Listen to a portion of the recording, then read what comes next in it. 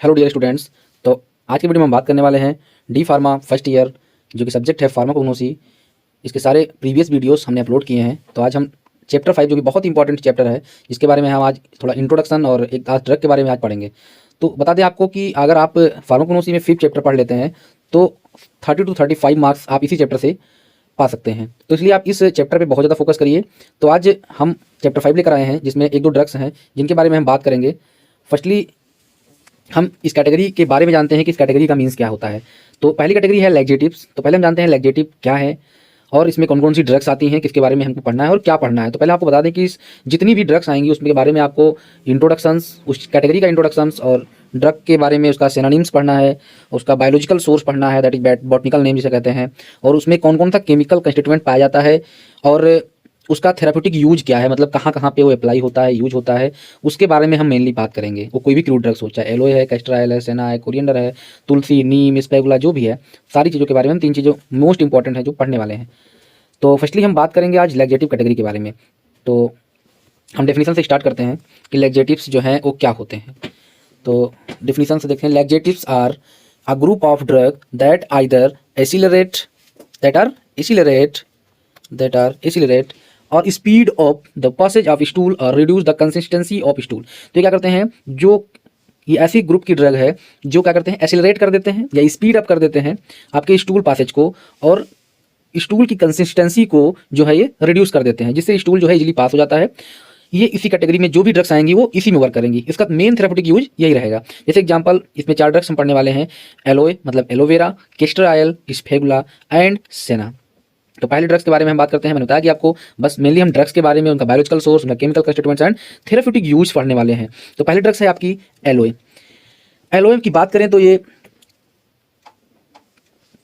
Aloe vera है। It belong to the genus alloy.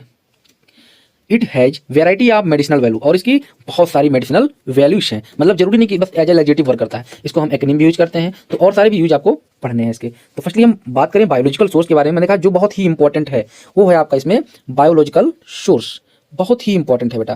तो पहले हम बात करें इसके बॉटनिकल नेम के बारे में। तो alloy is obtained from the dried juice of leaves of. क्या होता है, जो बेटा लीफ की जूस होती है ना, जो पत्तियां होती हैं एलोवेरा की, जो एलोवेरा की पत्ती होती है, उसी पत्ती का ड्राइड जूस होता है ये, उसी पत्ती का ड्राइड जूस होता है उस लीव्स का, ठीक है। तो रब कर देते हैं इसको, बात करते हैं। तो क्या है, एलोए कहाँ से obtained होता है, dried juice leaves of aloe barbadensis या एलोए पिराई या एलोए फेरोक्स। तो हम मेनली इस वाले को याद कर लीजिए आप, ये वाले को, एलोए बार्बेडेनेसिस, एलोए बार्बेडेनेसिस। तो हम क्या लिखेंगे वाले में, aloe is obtained from the dried juice leaves of aloe barbadensis. Next one हम बात करते हैं इसकी फैमिली के बारे में। तो फैमिली इसकी लिलिएसी होती है मेनली। फैमिली आपको बिल्कुल ध्यान नहीं रखना है, फैमिली याद नहीं करनी है, बस याद कर लीजिए थोड़ा बहुत, ये आपके नॉलेज के लिए सही रहेगा, वरना आपके सिलेबस में नहीं दिया हुआ है, डी फार्म फर्स्ट ईयर के सिलेबस में नहीं है, ये आपको फैमिली पढ़नी है। देन हम बात करें एलोए के केमिकल कंस्टिट्यूएंट्स के बारे में कि एलोए में कौन कौन सा केमिकल पाया जाता है। तो फर्स्टली इसमें आप मैंने इसमें बहुत थ्योरी लिखी हुई है, लेकिन आपको थ्योरी इतनी ज़्यादा नहीं पढ़नी है, आपको बस कंपोजिशंस के नाम, कंस्टिट्यूएंट्स के नाम, जो भी केमिकल पाए जाते हैं एज इट इज नाम याद कर लीजिए, बाकी थ्योरी आप बनाकर लिख सकते हैं। They are made up of aloin which is combination of barbaloin. क्या होता है इसमें, एलोइन प्रेजेंट होता है। क्या प्रेजेंट होता है बेटा, एलोइन। कलर चेंज कर लेते हैं यहाँ से इसको, हाँ।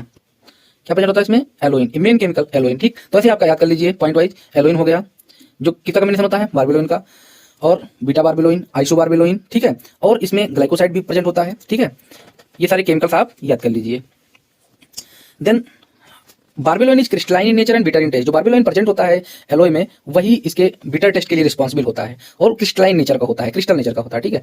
Beta barbaloin is obtained by heating barbaloin. और बीटा बार्बेलोइन कहाँ से obtain करते हैं, हम बार्बेलोइन को हीट करके, ठीक है। तो ये सारे क्या होंगे इसमें, 5 केमिकल कंस्टिट्यूएंट याद कर लीजिए आप, जैसे एलोइन, बार्बेलोइन, बीटा बार्बेलोइन, आइसो बार्बेलोइन, बस ये हो गया आपका केमिकल कंस्टिट्यूएंट्स ऑफ एलोए। अब हम मेनली बात करेंगे इसकी थेराप्यूटिक एक्टिविटी के बारे में। आपने सब कुछ पढ़ लिया, उसका केमिकल कौन सा होता है, आपका बॉटनिकल नेम कौन सा होता है, लेकिन इसका यूज नहीं जानते हैं तो दैट इज नथिंग, ठीक है। तो हम इसके यूज के बारे में बात करेंगे कि हाँ एलोए का यूज हम कहाँ कहाँ पर कर सकते हैं। तो पहला यूज है कैन बी,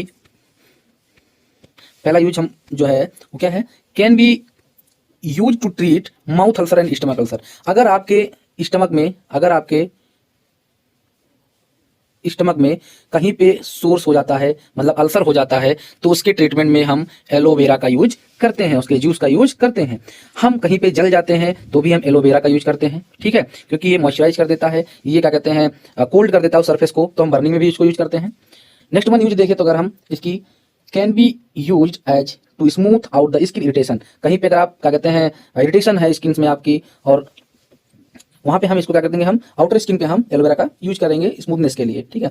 नेक्स्ट यूज क्या है, it also has few antibacterial property, और एंटीबैक्टीरियल प्रॉपर्टी भी है इसकी, मतलब एज ए एंटी बैक्टीरियल भी हम इसको यूज करते हैं, बैक्टीरिया को किल करने के लिए, उसके ग्रोथ को स्टॉप करने के लिए, ठीक। नेक्स्ट वन हम देख लें इसका use, it can be use used as lotion और gel to apply on skin, इसको हम लोशन और जेल्स में भी डालते हैं और स्किन पे अप्लाई करने के लिए, ठीक। नेक्स्ट वन यूज है, इट हैज मॉइस्चराइजिंग इफेक्ट, और ये जो है हम मॉइस्चराइजर्स वगैरह में यूज किया जाता है मॉइस्चराइज करने के लिए स्किन को, ठीक है।